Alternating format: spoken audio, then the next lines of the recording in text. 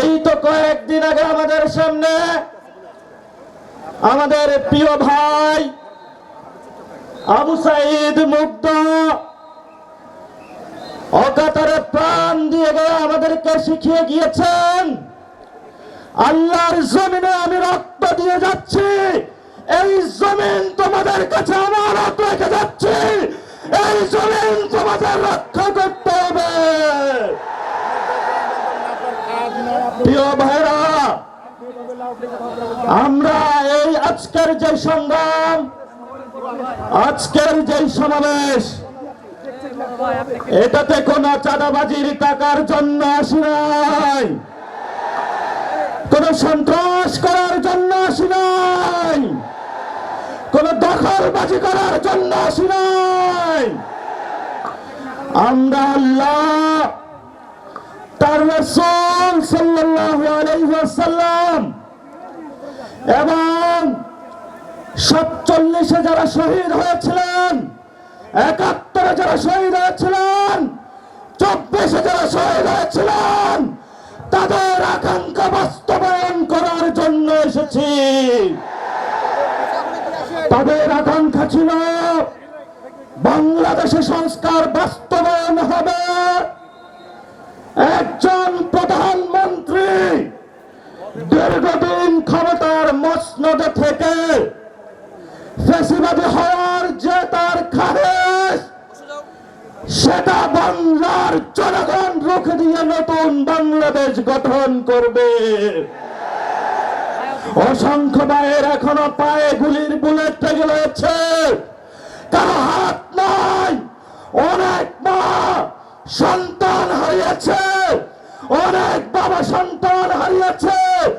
রাজশাহীর অলিগলিতে মাঠে প্রাণ করে শহীদের রক্ত এখনো সাক্ষী দিচ্ছে, বাংলার মানুষকে নির্যাতন করা হয়েছে। এই ইলেকশনে আমাদেরকে ভোট চুরি করা হয়েছে, আমরা বাংলাদেশের স্বার্থের জন্য চুপ থেকেছি।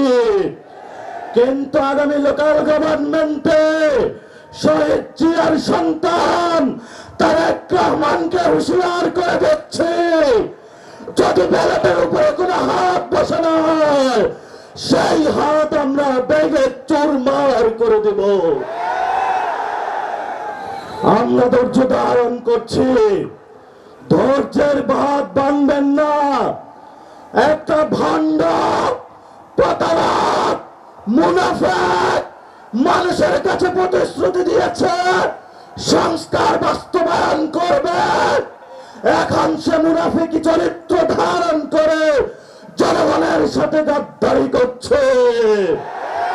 আমরা অতীতে অনেক গাদ্দারদেরকে শাস্তি দিয়েছি, ইনশাআল্লাহ বাংলার মাটিতে যদি গণভোট বাস্তবায়ন না হয়, সংস্কার বাস্তবায়ন না হয়, বাংলার মাটিতে এদের বিচার হবেই হবে ইনশাআল্লাহ।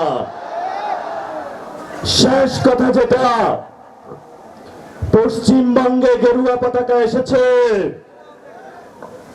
আমরা এখানে আছি ইনশাআল্লাহ প্রস্তুত। সবাই প্রস্তুত আছেন? হাত তুলে সবাই দেখান, সবাই প্রস্তুত আছে? বাংলাদেশের মুসলমানরা কাউকে ভয় পায়? আমরা কাকে ভয় পাই? আমরা একমাত্র আল্লাহকে ছাড়া কাউকে ভয় পাই না। অসংখ্য শহীদ আমাদের সামনে আছে, শহীদ হব, জান্নাতের বুকে ঘুরে বেড়াবো তোমাদের জন্য। তোমাদের মতো 2 টাকার মতো আমাদের জীবনের মূল্য না। শেখ হাসিনাকে নিয়ে আসবো এই দেশে, ফাঁসির কাষ্ঠে ঝুলাবো। তারা যেভাবে দেলোয়ার হোসেন সাঈদী থেকে শুরু করে অসংখ্য মানুষকে বাংলাতে ফাঁসির কাষ্ঠে ঝুলিয়েছিল, আমরা তাদের বিচার করব ইনশাআল্লাহ। শেষ কথা যেটা, সীমান্তে হত্যা হয়, উনি বলে সবার আগে বাংলাদেশ, বলে জাতীয়তাবাদী, এটা ভুয়া জাতীয়তাবাদী। সীমান্তে হত্যা হবে, কোন জাতীয়তাবাদী বসে থাকবে, এবং জাতীয়তাবাদী বাংলাদেশে প্রয়োজন নাই। এই আমাদের রাজশাহীতে মাওলানা ভাসানী, এখানে দাদার বয়সী অনেকে রয়েছেন, 90 বছর বয়সে বলেছিল আমার জলের অধিকার লাগবে, ভারত তুমি বড় রাষ্ট্র হতে পারো, কিন্তু পানির অধিকার আমি ছাড়বো না। আজকে ফারাক্কার ঐতিহাসিক দিবসে পানির অধিকার, সীমান্ত হত্যা বন্ধ, গণভোটের রায় বাস্তবায়ন, মানুষের বিদ্যুৎ গ্যাসের চাহিদা এবং শেখ হাসিনার বিচারের দাবিতে আপনারা যে ঐক্যবদ্ধ সংগ্রাম শুরু করেছেন, রাজপথে পার্লামেন্ট থেকে এখানে সংগ্রাম গড়িয়েছে, এই আজাদির সংগ্রাম চলবে চলবে। ইনকিলাব জিন্দাবাদ।